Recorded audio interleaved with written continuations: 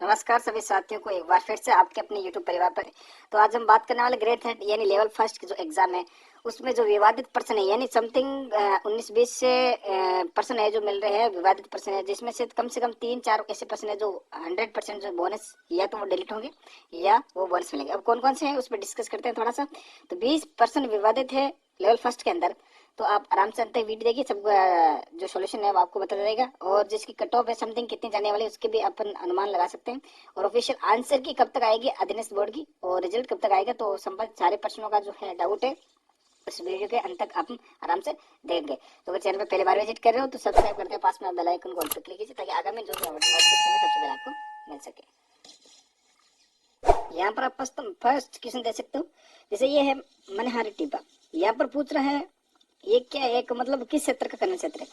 तो यहाँ पर बात करें अपन तो इसमें सबसे पहले देखो एक प्राकृतिक गैस और ये पेट्रोलियम और प्राकृतिक गैस दोनों में कंफ्यूजन होता है, लेकिन ज्यादातर अगर संभावना की बात करें तो प्राकृतिक गैस ज्यादा संभावना निकलती है। तो अपने हिसाब से तो प्राकृतिक गैस होना चाहिए। देखो अधीनस्थ बोर्ड क्या मानता है, बाकी कई कोचिंग वाले पेट्रोलियम को भी मान सकते हैं और बता रहे इसके दो ऑप्शन निकल रहे हैं।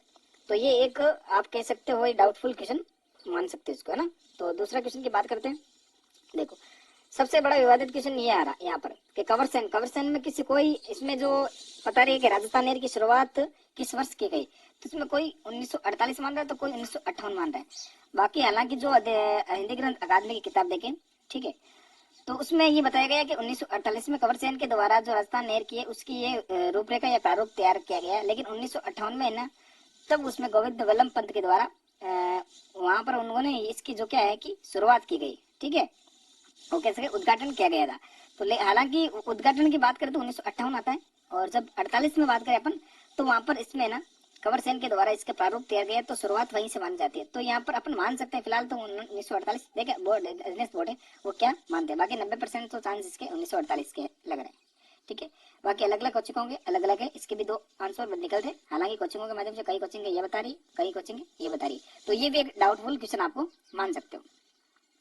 अगला क्वेश्चन सबसे बड़ा क्वेश्चन डाउटफुल ये है, इसमें क्या बता रहा है कि बिसल देव रासो किण भाद्रो काव्य है।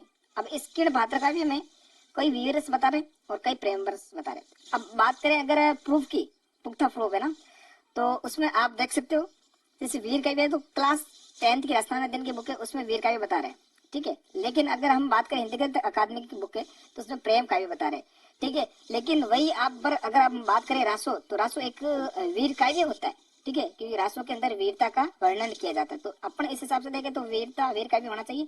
बाकी ये 100% डाउटफुल क्वेश्चन है और या तो इसमें बोनस मिलेगा या क्वेश्चन ये डिलीट होगा, ये चांसेस इसमें बढ़ रहे हैं। बाकी ये भी एक डाउटफुल क्वेश्चन है क्योंकि इसमें भी एक प्रेम काव्य और वीर काव्य के लेकर दोनों विवादित जो क्या उसमें ऑब्जेक्शन है, ठीक है। इसके भी दो आंसर आ रहे हैं। अगले हम बात करते हैं सबसे बड़ा आदिकालीन क्वेश्चन ये है कि आदिकालीन चारण शैली का रचनाकार नहीं है। अब इसमें देखो कई बादल डाडी को बता रहे, कई वज्रसेन सूर्य को बता रहे, श्रीधर व्यास को बता रहे।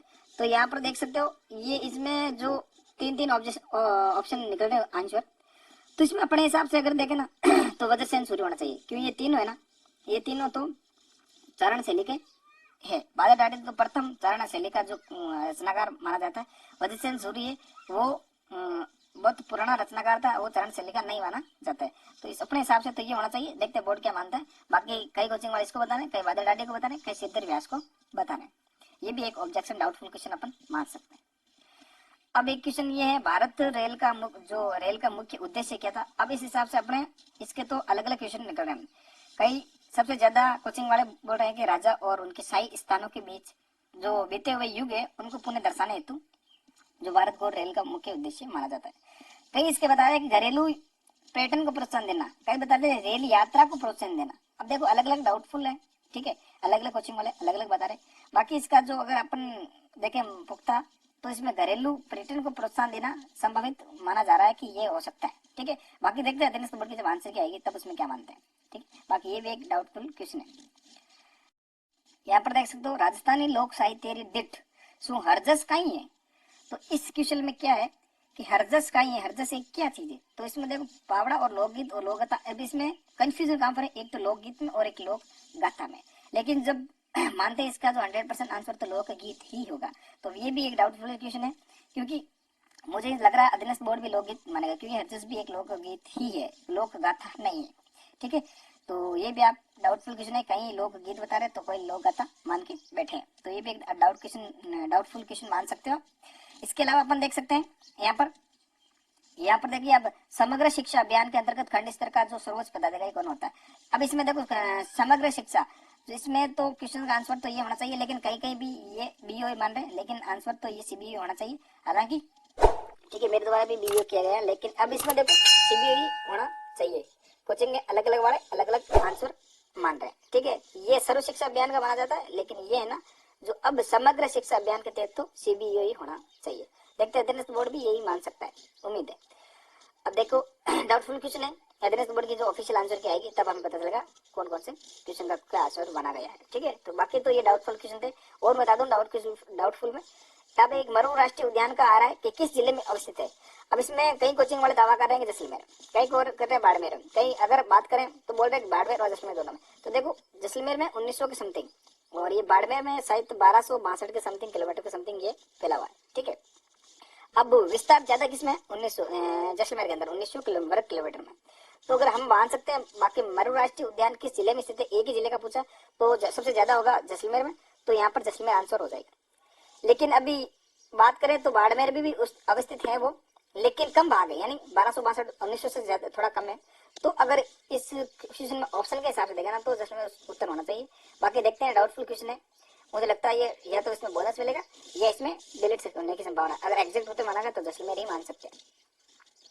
ठीक है, अगले क्वेश्चन की बात करें, राजीव गांधी फिनटेक डिजिटल संस्थान कहाँ पर स्थित है। अब इसमें देखो डिजिटल यूनिवर्सिटी और डिजिटल संस्थान से संबंधित ये क्वेश्चन है फिनटेक। अब फिनटेक से संबंधित बात करें तो फिनटेक संस्थान जयपुर के अंदर, और राजीव गांधी फिनटेक जो यूनिवर्सिटी है वो आपके जोधपुर में। अब जोधपुर और जयपुर दोनों में कंफ्यूजन है, कहीं जोधपुर करके है कहीं जयपुर करके है। ठीक है, अब देखते हैं अधीनस्थ बोर्ड क्या मानता है। ठीक है, हालांकि इसमें जो क्वेश्चन के हिसाब से राजीव गांधी फिनटेक डिजिटल संस्थान तो जोधपुर होना चाहिए।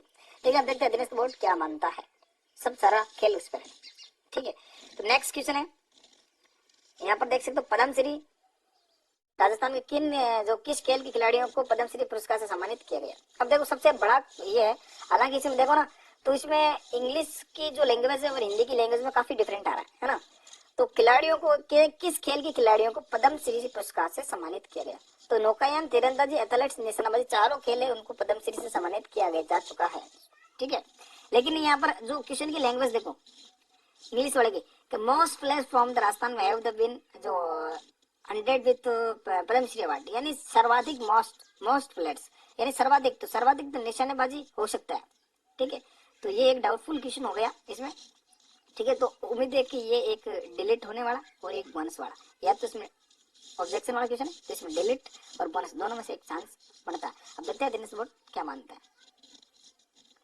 अगला क्वेश्चन है, इनमें से कौन सा कागज जो प्लानर बोर्ड के पीछे चिपका रहता है। अब इसमें देखो कोई सोख्ता कागज को लेकर, कोई अस्तर को लेकर, कोई रेगमाल को लेकर, अलग अलग कोचिंग वाले चारों ऑप्शन को बता रहे हैं। कोई रेगमाल को बता रहे हैं तो कोई सोख्ता को बता रहे हैं। अब देखो बोर्ड के आंसर क्या आते हैं ना, तब उस पर क्या आता है। बाकी शिक्षण विधियों के जितने भी जो क्वेश्चन डाउटफुल है उसमें तो भाई साहब जब अधीनस्थ बोर्ड के आंसर की आएगी ना तभी पता चलेगा शिक्षण विधियों का आंसर एग्जैक्ट क्या है, क्योंकि शिक्षण विधियों का आंसर चारों ऑप्शन नहीं निकलता, आंसर चारों ऑप्शन सही निकलता है समथिंग। ठीक है ना, अलग अलग कोचिंग वाले अलग अलग आंसर बता रहे हैं। ठीक है, और उस हिसाब से देख सकते हो आप जब अधीनस्थ बोर्ड की आएगी जो आंसर की आएगी। तो हालांकि इसमें ये पूरा डाउटफुल क्वेश्चन है, अभी क्या बता सकते हैं, जब अधीनस्थ बोर्ड की आएगी तब हम देखेंगे इसमें राइट आंसर इसका जो एग्जैक्ट है वो क्या होता है। अब अगला क्वेश्चन ये है, आपके यहाँ पर आ रहा है, यह रहा कि मानदंड संबंधित मूल्यांकन से निर्देशन। अब इसमें देखो मानदंड संबंधित मूल्यांकन निर्देशन के अंत में प्रेक्षण का उपयोग किया जाता है, तो शासनात्मक तो ये तो गलत हो गया। ठीक है, मानक संबंधित मूल्यांकन के निर्देशन के अंत में योगात्मक प्रेक्षण किया जाता है, तो यहाँ पर क्वेश्चन देखो अंत में योगात्मक मूल्यांकन होता है, सही बात है। यहाँ पर मानदंड संबंधित मूल्यांकन के निर्देशन के दौरान योगात्मक मूल्यांकन नहीं होता, तो यहाँ पर यह भी गलत हो गया। मानक संबंधित मूल्यांकन से निर्देशन के दौरान संरचनात्मक मूल्यांकन किया जाता है, यहाँ पर भी ये सही होगा। अब देखो इसमें हालांकि होना तो ये चाहिए, बी और डी दोनों सही आ रहे हैं, तो ये डाउटफुल क्वेश्चन हो गया। ठीक है, अब कहीं बी ऑप्शन करके आए कहीं सी ऑप्शन करके आए, तो दोनों ऑप्शन सही हो रहे हैं, यहाँ पर दो ऑप्शन कट गए लगे, यानी इसके दो उत्तर निकले, तो ये भी एक डिलीट होने वाला क्वेश्चन है और इसमें भी एक बोनस मिलने की संभावना है। अब देखिए अधीनस्थ बोर्ड क्या मानता है। ठीक है। अगला क्वेश्चन है कि वाचन की विश्लेषणात्मक विधि में निम्न में से कौन सी जो विधि है वो असंगत है। तो यहाँ पर आप देख सकते हो जो संगत है, तो इसमें देखो कई अभ्यर्थी है जो ध्वनि करके आए हैं, तो कई वाक्य विधि करके आए। अब देखते हैं दिनेश बोर्ड क्या मानता है, यानी शिक्षण विधियों का है, कई क्वेश्चन वाले ध्वनि बता रहे हैं तो कई वाक्य भी बता रहे हैं, ठीक है। तो अब दिनेश बोर्ड की जब ऑफिशियल आंसर क्या आएगी तब हम मान सकते हैं इसमें क्या है, तो बाकी इसमें तब अपन कुछ कह ही नहीं सकते, ठीक है। तो यह ये भी एक डाउटफुल